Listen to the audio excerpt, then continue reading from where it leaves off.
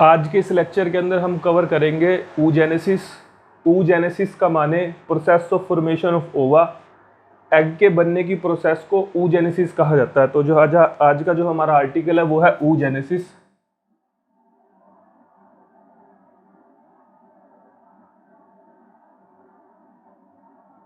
Formation of ओवा, ओवा egg, इनके बनने की प्रोसेस को क्या कहा जाता है? oogenesis। पर oogenesis को समझने से पहले हम लोगों को कुछ सेल डिवीजन के बारे में समझना पड़ेगा। तो हम लोग थोड़ा सा पहले सेल डिवीजन को देख लेते हैं।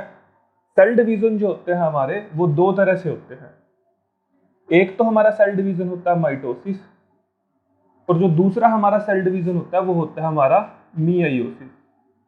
तो यानी कि हमारे पास दो तरह के सेल डिवीजन होते हैं, यानी कि दो प्रोसेस ऐसी हैं जिससे सेल डिवाइड कर सकता है और आगे सेल बना सकता है।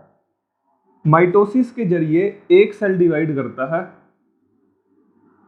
और दो सेल बनाने का काम करता है। माइटोसिस को इक्वेशनल डिवीजन भी कहा जाता है, यानी कि अगर ये सेल, इसका जो इसके अंदर जो क्रोमोसोम है वो 2n है, यानी कि ये डिप्लॉयड है, having two set of chromosome. तो ये जो डिवाइड करके दोनों सेल बनाएगा तो उनके पास भी कितने क्रोमोसोम रहेंगे? 2n और 2n ही रहेंगे, यानी कि ये इक्वेशनल डिवीजन है।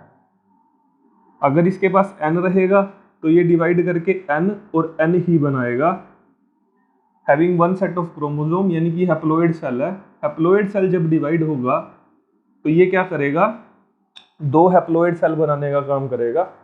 बहुत जरूरी है ये सब समझना इससे पहले, oogenesis शुरू करने से पहले। अब जब सेल डिवाइड होता है तो उसकी कुछ फेजेस होती हैं। कौन कौन सी फेज?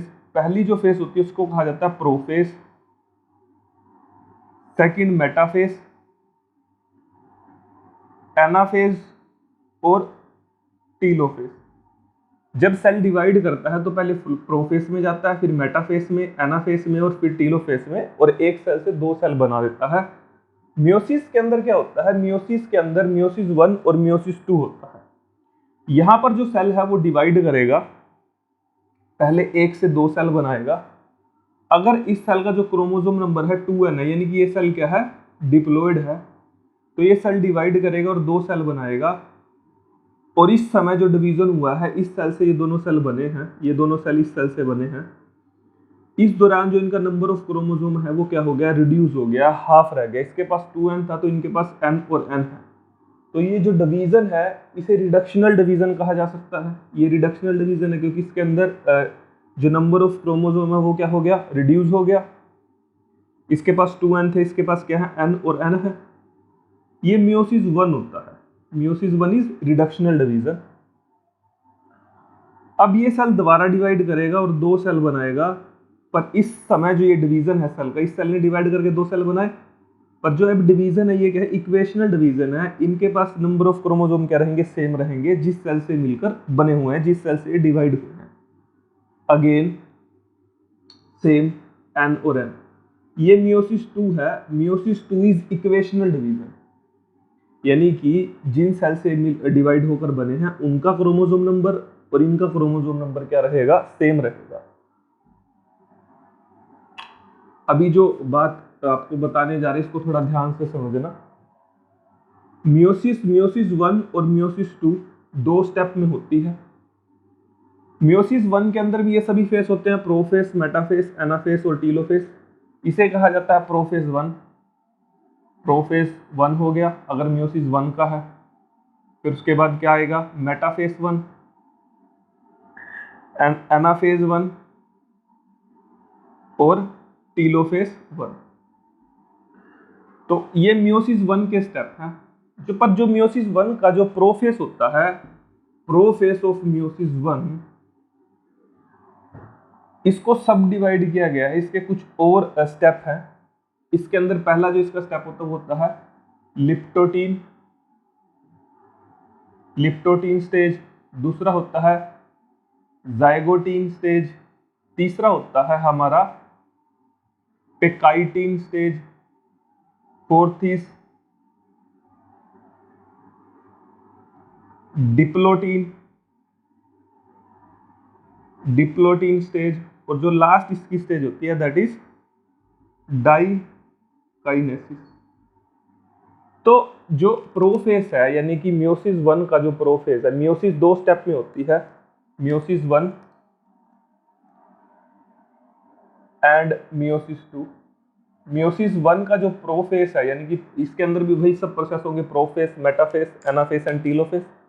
एंड देन मियोसिस 2 का प्रोफेस, मेटाफेस, एना और टीलोफेस। पर जो मियोसिस 1 का प्रोफेस 1 है, इसके आगे कुछ स्टेजेस हैं, लिप्टोटीन, जाइगोटीन, पेकाइटिन, डिप्लोटीन और डाइकाइनेसिस। यानी कि जो डाइकाइनेसिस स्टेज है आज के लेक्चर के लिए वो काफी इंपॉर्टेंट है। डाइकाइनेसिस जो स्टेज है वो आज के लेक्चर में इसका इस्तेमाल आएगा और काफी इंपॉर्टेंट है, इसमें से क्वेश्चन पूछे जा सकते हैं। यानी कि जब कोई सेल डिवाइड करेगा वो प्रोफेस में जाएगा मियोसिस 1 में, तो पहले वो लिप्टोटीन में जाएगा, देन जाइगोटीन, देन पेकाइटिन, फिर diplotene, diakinesis and then metaphase के अंदर जाएगा, एंड देन एनाफेस के अंदर, देन टीलोफेस कंप्लीट करेगा। इस तरीके से जो सेल क्या करेगा, डिवाइड करेगा। तो हमारी जो स्टेज इंपॉर्टेंट है वो कौन सी स्टेज है यहाँ पर इंपॉर्टेंट हमारी, डिप्लोटीन स्टेज। और ये किसकी है, मियोसिस 1 की डिप्लोटीन स्टेज। आज का जो हमारा लेक्चर है उस लेक्चर के लिए क्या है, काफी इंपॉर्टेंट है।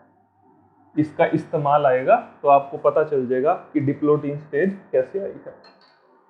तो जो आज का हमारा लेक्चर है वो क्या है, आज का जो हमारा लेक्चर है oogenesis। oogenesis का माने फॉर्मेशन ऑफ ओवा। ओवा के बनने की प्रोसेस जो है उसे oogenesis कहा जाता है। और ये जो प्रोसेस होती है ये बेबी गर्ल के अंदर, जो गर्ल है वो बिफोर बर्थ ही शुरू हो जाती है। यानी कि जब बेबी गर्ल फीटस फॉर्म के अंदर है, इंट्रा यूटराइन लाइफ के अंदर है, यूट्रस के अंदर उसकी लाइफ है, उस दौरान ही जो oogenesis है वो शुरू हो जाएगा। यानी कि ये जो हमारी प्रोसेस है वो कब शुरू होगी, बिफोर बर्थ। कहां पर oogenesis माने फॉर्मेशन ऑफ ओवा, ओवा की फॉर्मेशन oogenesis है। और शुरू कहां पर, before birth, start before birth. Birth से पहले ये प्रोसेस जो है वो क्या हो जाएगी, स्टार्ट हो जाएगी। अगला जो पॉइंट है, oogenesis take place inside the ovary. Ovary के अंदर होती है, takes place inside the ovary. तो ये जो प्रोसेस है वो कहां पर होगी, ओवरी के दौरान होगी। तो हम शुरू करते हैं आज की जो प्रोसेस है हमारी, before birth intra uterine life के अंदर ही जो oogenesis है यानी कि फॉर्मेशन ऑफ एग है वो स्टार्ट हो जाती है। तो इंट्रा यूटराइन लाइफ हम बना लेते हैं।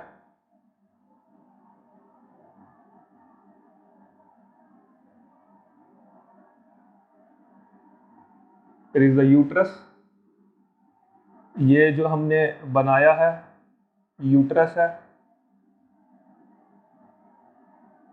ऊपर का फंडस पार्ट, और ये क्या है, लेयर्स ऑफ यूट्रस।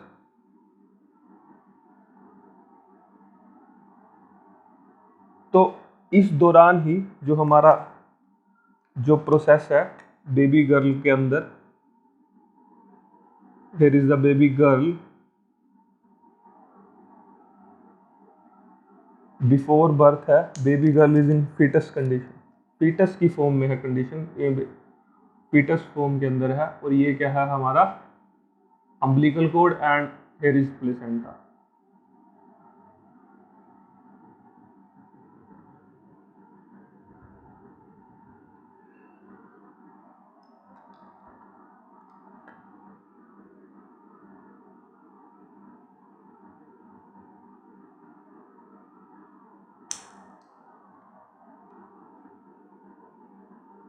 तो ये जो है ये ओवरी है,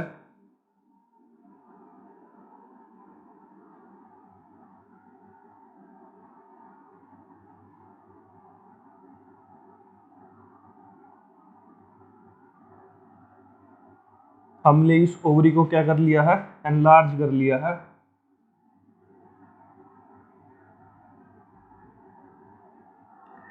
ओवरी यूट्रस में है जो बेबी गर्ल है बिफोर बर्थ, यूट्रस के अंदर है इन फीटल फॉर्म, फीटस की फॉर्म के अंदर।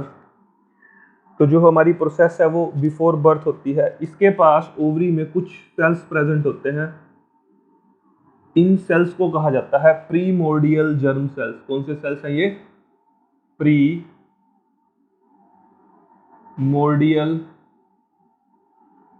Germ cell. तो इन्हें प्रीमोर्डियल जर्म सेल्स कहा जाता है। और जो इनके अंदर का जेनेटिक मटेरियल है और जो क्रोमोसोम है ये दीज आर डिप्लॉयड। और ये कैसे हैं? डिप्लॉयड है नंबर के अंदर 2n, having 2 set of chromosome. यानी कि जो हमारी oogenesis है वो स्टार्ट कहाँ पर हुई है? बिफोर बर्थ हमारी oogenesis स्टार्ट हुई है। और जो ओवरी है बेबी गर्ल की यानी कि फीटस की, उसके पास कुछ सेल्स प्रेजेंट है। कौन से सेल्स प्रेजेंट है? These are the primordial germ cells. Primordial germ cells divide, primordial germ cell क्या करेंगे?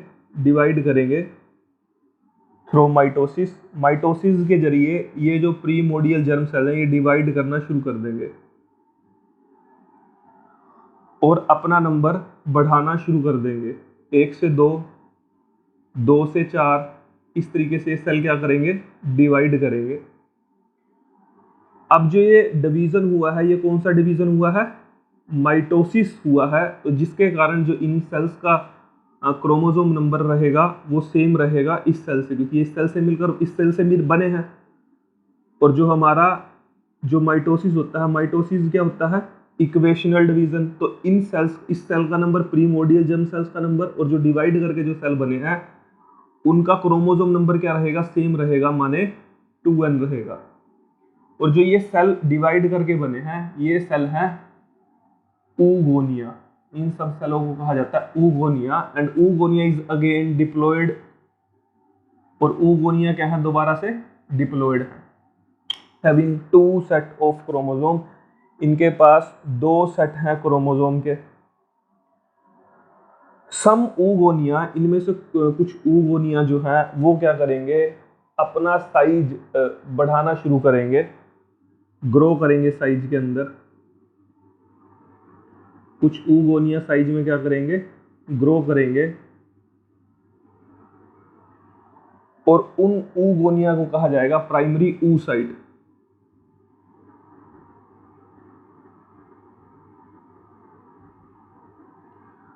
अगेन यहाँ पर प्रीमोर्डियल कुछ जर्म सेल्स हैं। प्रीमोर्डियल जर्म सेल्स ने क्या करा? डिवाइड करा। और डिवाइड करके क्या बनाया? oocyte। oocyte ने क्या करा? अपना साइज क्या करा? ग्रो करा। और ग्रो करके साइज में जो बना वो क्या बना? Primary oocyte। प्राइमरी oocyte की कंडीशन पर आकर माइटोसिस जो है वो रुक जाती है, आगे माइटोसिस नहीं होगी। इसके बाद जो फर्दर डिवीजन होगा वो मियोसिस के जरिए होगा। यानी कि जो प्राइमरी oocyte स्टेज थी उस स्टेज पर जाकर जो माइटोसिस है वो स्टॉप हो जाएगी। और इसके बाद जो डिवीजन जो शुरू होगा वो कौन सा डिवीजन होगा? हमारा मियोसिस डिवीजन होगा। मियोसिस 1 होगी एंड मियोसिस 2 होगी। और अभी तक की जो सारी प्रोसेस चल रही है वो इंट्रा यूटराइन लाइफ चल रही है before baby birth. Baby girl के बर्थ से पहले ये सब प्रोसेस चल रही है inside the ovary, inside the developing ovary. Developing ovary के दौरान ये प्रोसेस चल रही है। 5th मंथ आते आते ये सेल क्या करेंगे? ग्रो कर करके क्या बनाना शुरू कर देंगे? ये जो सेल्स हैं oogonia क्या करेंगे? ग्रो करेंगे साइज के अंदर और क्या बनाना शुरू करेंगे? oocyte बना देंगे। 5th मंथ के आते आते जो इनका नंबर होता है वो करीबन 7 मिलियन के अप्रोक्सीमेट पहुंच जाता है। 5th मंथ जो इनका नंबर है वो कितना हो जाता है? 7 मिलियन। और इस स्टेज पर आकर जो ये प्राइमरी oocytes है, जो ये स्टेज है, ये स्टेज पर आकर जो ये प्राइमरी oocytes है अंडरगो एट्रीशिया, एट्रीशिया में चले जाएंगे। यानी कि जो इनका नंबर है 7 मिलियन जो अप्रोक्स पहुंच चुका है वो डीजेनरेट होना शुरू हो जाएगा। और at the time of birth, birth के समय ये 2 मिलियन रह जाएगा। ये जो प्रीमोर्डियल जर्म सेल्स इन्होंने ग्रो करा और क्या बनाया, ऊगोनिया। ऊगोनिया ने ग्रो करके साइज में बनाया प्राइमरी ऊसाइट। और ये जो प्राइमरी ऊसाइट का नंबर है 5वें महीने तक पहुंचते पहुंचते 5वें महीने तक गेस्टेशन लाइफ में, इंट्रायूटराइन लाइफ में ये जो नंबर है वो 7 मिलियन हो जाता है। और 7 मिलियन के बाद अंडरगो एट्रीसिया, प्राइमरी oocytes अंडरगो एट्रीसिया। एट्रीसिया का माने अब जो ये नंबर है वो कम होना शुरू हो जाएगा, प्राइमरी oocyte डिजेनरेट होना शुरू हो जाएंगे। और at the time of birth, birth के समय जो इनका नंबर रह जाएगा वो कितना रह जाएगा, 2 million.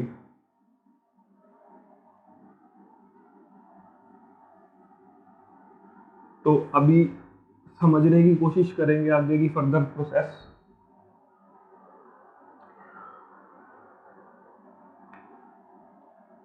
Primary primordial germinal sales, ये प्रीमोर्डियल जर्मिनल सेल्स हैं। और जो इनका अंदर का जो इनका क्रोमोसोम नंबर क्या है, 2n है, यानी कि ये क्या है, diploid, having 2 set of chromosome, ये डिप्लॉयड है,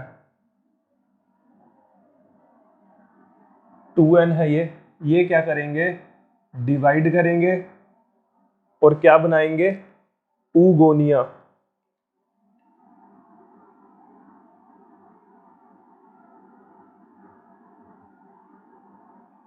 ये डिवाइड करेंगे और डिवाइड करके क्या बनाएंगे, ऊगोनिया।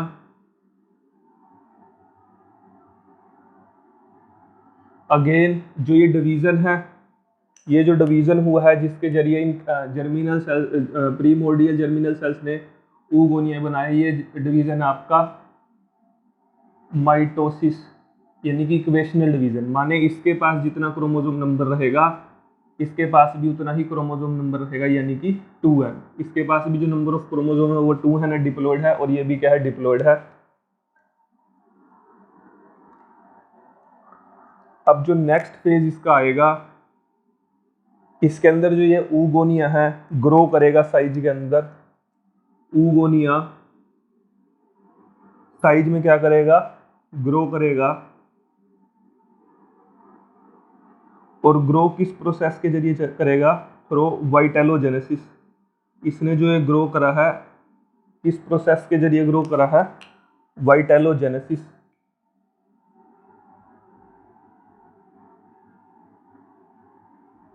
वाइटेलोजेनेसिस का माने फॉर्मेशन ऑफ योक। इसके अंदर योक कंटेंट जो बनना है वो शुरू हो गया है, जिसके कारण ये ऊगोनिया है ये साइज के अंदर क्या कर गया है, ग्रो कर गया है। और इसी को हमने क्या कहा है, प्राइमरी oocyte। तो ये जो बना है ये क्या बना है, प्राइमरी oocyte। इसका क्रोमोसोम नंबर भी क्या रहेगा, सेम रहेगा, यानी कि ये भी क्या है, 2n है, हैविंग 2 सेट ऑफ क्रोमोसोम, यानी कि ये भी डिप्लॉयड है। अभी तक की जो प्रोसेस हो रही है, ये जो प्रोसेस है ये बिफोर बर्थ है।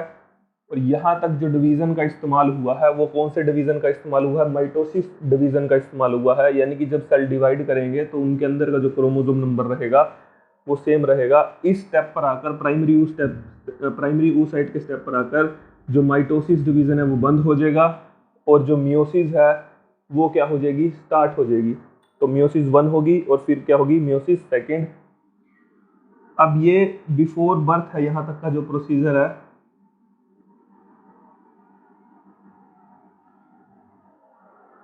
अब ये जो सेल है अंडरगो मियोसिस, ये सेल मियोसिस के अंदर जाएगा और मियोसिस 1 और मियोसिस 1 की जाकर डिप्लोटिन स्टेज के अंदर फंस जाएगा, अरेस्ट हो जाएगा। जो प्राइमरी oocyte है ये किसके अंदर जाएगा, मियोसिस 1 के अंदर। बिफोर बर्थ ही हो रही है ये प्रोसेस, मियोसिस 1। और मियोसिस 1 की यहाँ पर जाकर मियोसिस 1 की प्रोफेस के डिप्लोटिन स्टेज में जाकर, डिप्लोटिन स्टेज के अंदर जो ये जाकर है ये जाकर अरेस्ट हो जाएगा, यानी कि जो डिवीजन आगे का वो क्या हो जाएगा, स्टॉप हो जाएगा। तो यानी कि जब बेबी गर्ल, यंग वन का जो बेबी गर्ल का बर्थ होगा तो उस समय उस बेबी गर्ल के पास प्राइमरी oocytes होंगे उसकी ओवरी के अंदर, जिनका नंबर रहेगा अप्रोक्सीमेट 60 से 80 हज़ार के करीब। 60 से 80 हज़ार primary oocytes present in the ovary of the baby girl. और जो वो प्राइमरी oocytes हैं वो सारे के सारे प्राइमरी oocyte अरेस्ट हैं किस फेज के अंदर, कौन सी फेज के अंदर, मियोसिस 1 की प्रो फेज की डिप्लोटिन स्टेज के अंदर वो सारे के सारे जो प्राइमरी oocyte हैं वो जाकर अरेस्ट हैं। आगे जो डिवीजन है वो हो नहीं पा रहा। और ये अरेस्ट कब तक रहेंगे, ये अरेस्ट रहेंगे प्यूबर्टी तक। तो आफ्टर प्यूबर्टी, प्यूबर्टी के बाद प्राइमरी जो oocyte है आफ्टर प्यूबर्टी,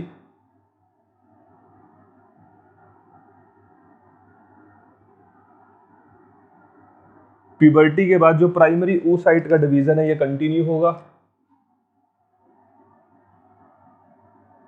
अगेन मैं प्राइमरी oocyte ही ड्रॉ कर रहा हूं, सेम जो इधर है वो इधर ड्रॉ किया जा रहा है प्राइमरी oocyte।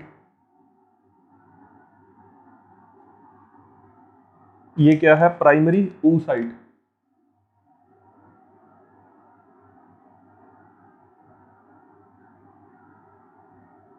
तो अब प्यूबर्टी, आफ्टर प्यूबर्टी ये जो सेल्स हैं ये आगे फर्दर डिवाइड करेगा, प्राइमरी oocyte डिवाइड करेगा और जहां यहां पर जो डिवीजन होगा 2 सेल बनेंगे।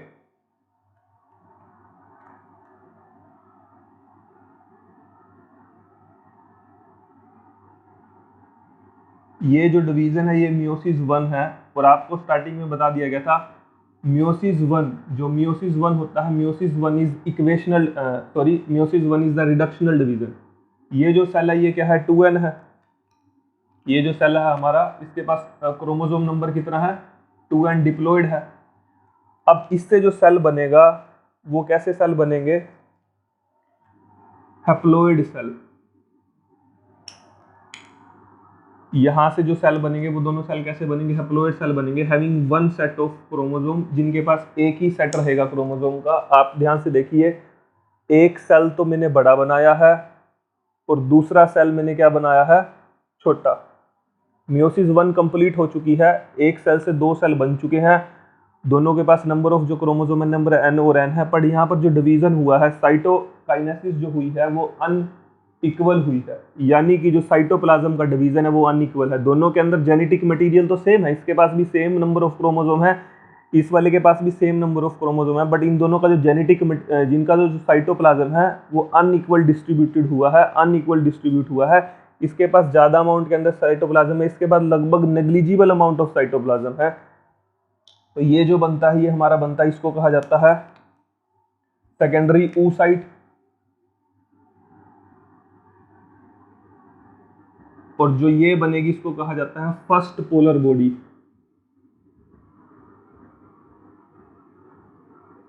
ये जो है ये डीजनरेट हो जाएगी और जो ये हमारा प्राइमरी oocyte है अब ये मियोसिस 2 करने की कोशिश करेगा और 1 से 2 सेल दोबारा बनाने की कोशिश करेगा। जो हमारा सेकेंडरी oocyte है ये वाला, ये जो हमारा सेकेंडरी oocyte है ये क्या करेगा, मियोसिस 2 शो करने की कोशिश करेगा और मियोसिस 2 करते करते जब करने की कोशिश करेगा तब जाकर ये अरेस्ट हो जाएगा, अगेन अरेस्ट हो जाएगा मियोसिस 2 के अंदर, मेटाफेज के अंदर। यानी कि जो हमारा सेकेंडरी oocyte है मियोसिस 1 कंप्लीट करके जो बना है वो अरेस्ट हो गया है किसके अंदर, मियोसिस 2 के अंदर की मेटाफेज स्टेज के अंदर। अब आगे की जो फर्दर डेवलपमेंट है वो जब होगी जब स्पर्म का मैजिक टच मिलेगा इसको, जब स्पर्म सेकेंडरी oocyte को एंट्री करेगा और टच करेगा सेकेंडरी oocyte को, तब मियोसिस 2 जो है ये वाले जो फैक्टर है destroy the metaphase promoting factor, जब स्पर्म इसको टच करेगा तो कुछ केमिकल कंपाउंड प्रोड्यूस होंगे जो क्या करेंगे, डिस्ट्रॉय कर देंगे मेटाफेज प्रमोटिंग फैक्टर को और क्या करेंगे, प्रमोट करेंगे एनाफेज प्रमोटिंग कॉम्प्लेक्स। यानी कि जब स्पर्म टच करेगा सेकेंडरी oocyte को तो क्या होगा, ये डिस्ट्रॉय कर देगा किसको, मेटाफेज प्रमोटिंग फैक्टर को। ऐसे फैक्टर जो जो सेकेंडरी oocyte है इसको किस में, मेटाफेज में अरेस्ट करके रख रहे थे और नेक्स्ट स्टेज पर एनाफेज प्रमोटिंग कॉम्प्लेक्स को क्या करेगा, जनरेट करेगा, जिस कारण से ये जो मेटाफेज में फंसा हुआ था नेक्स्ट स्टेप में चला जाएगा सेल डिवीजन की, that is anaphase. And telophase उसके बाद ये जो सेल है ये दो में डिवाइड होगा। एंड फर्दर जो डिवीजन है, the division is unequal cytokinesis होगी, अनइक्वल साइटोकाइनेसिस होगी, और एक तो जो बनेगा दैट इज ओटिड या ओवम, ओटिड और ओवम बन जाएगा। और स्पर्म अगर इसको टच हो ही चुका है after the angiosperm that is the fertilize egg. और जो सेकंड जो बनेगा equational division having one set of chromosome and having one set of chromosome. अब जो ये बना है that is second polar body, second polar body. Again जो सेकंड पोलर बॉडी है वो क्या हो जाएगी, डीजनरेट हो जाएगी। तो यह इस तरीके से जो हमारी प्रोसेस है oogenesis की वो कंप्लीट होगी। एक बार दोबारा से समझने की कोशिश करते हैं। प्रीमोर्डियल जर्म सेल्स डिप्लॉयड है नंबर के अंदर, डिप्लॉयड माने इसके पास 46 क्रोमोसोम है, 46 माने 44 plus x, 44 plus X and x, यानी कि इसके पास 45 number chromosome and 46 number chromosome. अब ये डिवाइड करके क्या बनाता है, ऊगोनिया। ऊगोनिया के पास भी 2n नंबर ऑफ क्रोमोसोम है, माने 44 plus X and X, X and X. And vitellogenesis जब हुई इसके पास भी उतने ही नंबर ऑफ क्रोमोसोम है, सेम नंबर ऑफ क्रोमोसोम, यानी कि 2n, 44 प्लस 45 एंड 46। अब जब नेक्स्ट डिवीजन जो होता है हमारा आफ्टर प्यूबर्टी, यानी कि जो हमारा क्या हुआ है यहाँ पर मियोसिस 1 हुई है, इस समय जो नंबर ऑफ क्रोमोसोम है वो क्या हो गया, रिड्यूस हो गया है। तो अब जो नंबर ये भी n है और ये भी n है, haploid having one set of chromosome. तो अब इनके पास इसके पास क्या था, 44 plus x and x, 44 number chromosome, 45 and 46। अब जो इनके पास डिवाइड करके मिला, इसको मिला है 22 प्लस एक्स, और इसको भी क्या मिला है 22 प्लस एक्स। अब इसका जो डिवीजन है तो डी नेचर हो गया, इसका जो डिवीजन हुआ वो क्या हुआ है, इक्वेशनल डिवीजन। इसके पास भी क्या है 22 प्लस एक्स, और इसके पास भी क्या है 22 प्लस एक्स, ये भी अगेन क्या हो जाएगा, डी नेचर हो जाएगा। अब हम केमिकल कंपोजिशन ऑफ योक देख लेते हैं। योक के अंदर कौन कौन से केमिकल प्रेजेंट है, केमिकल कंपोजिशन क्या है योक, केमिकल कंपोजिशन ऑफ योक। योक की केमिकल कंपोजिशन क्या है, योक के अंदर, एग के अंदर जो योक प्रेजेंट है, ह्यूमन फीमेल के एग के अंदर या एग के अंदर जो भी योक कंटेंट प्रेजेंट है, इससे पहले चलो एक बात और कर लेते हैं हम लोग। जो oogenesis है वो 3 स्टेप के अंदर होती है। कौन कौन सी step, first step is multiplication step, ये जो स्टेप है that step is multiplication step. इस दौरान जब प्रीमोर्डियल जर्म सेल डिवाइड कर करके oogonia बनाते हैं, इसको क्या बोलते हैं, मल्टीप्लीकेशन स्टेप। अब जब oogonia अपना साइज क्या कर लेता है, वाइटेलोजेनेसिस करके अपना साइज इंक्रीज कर लेता है, that step is the growth phase. इसको ग्रोथ फेज कहा जाता है, यानी कि सेकंड स्टेप है multiplication phase, second step is growth phase, and third step is that is the maturation phase. और जो ये जो फेज है, यानी कि यहाँ से लेकर यहाँ तक की जो फेज है, इस फेज को कहा जाता है मैच्योरेशन फेज। तो जो हमारी oogenesis है वो 3 फेज के अंदर कंप्लीट होती है। कौन कौन सी, first step is that is the multiplication step, जिस स्टेप के दौरान जो प्रीमोर्डियल जर्मिनल सेल्स है डिवाइड करेंगे और oogonia बनाने का काम करेंगे। Second step that is the growth phase, जिस दौरान oogonia अपना साइज इंक्रीज करेगा with the help of vitellogenesis, yolk formation करके, that step is growth phase. And जिस स्टेप के अंदर यहाँ से मियोसिस स्टार्ट हुई है और ooted या एग बना है, that step is maturation phase. Normally oogenesis के अंदर, नॉर्मली हायर ऑर्गेनिज्म के अंदर oogenesis के अंदर ग्रोथ फेज जो होता है वो सबसे लार्जेस्ट फेज होता है, but in case of human female maturation phase is the largest phase. Maturation phase जो है वो क्या है, लार्जेस्ट फेज होता है। तो अब हम देख लेते हैं केमिकल कंपोजिशन ऑफ योक। योक के अंदर क्या प्रेजेंट है, सबसे ज्यादा अमाउंट के अंदर योक के अंदर मोस्ट अबंडेंट जो chemical compound that is the phospholipid.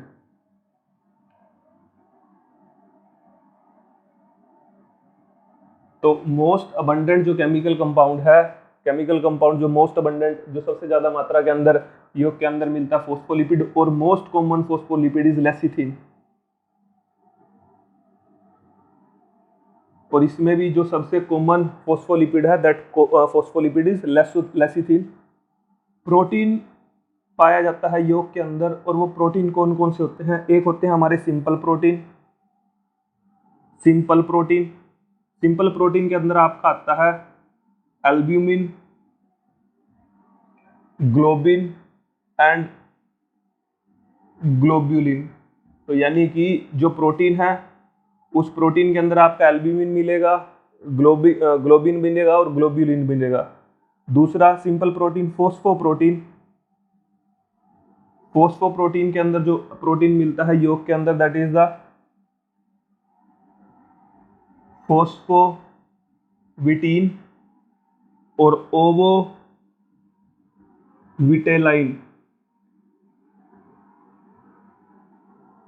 और लिपिड के अंदर जो लिपोप्रोटीन मिलता है आपका, दैट इज लिपिड प्रोटीन लिपोविटिलिन।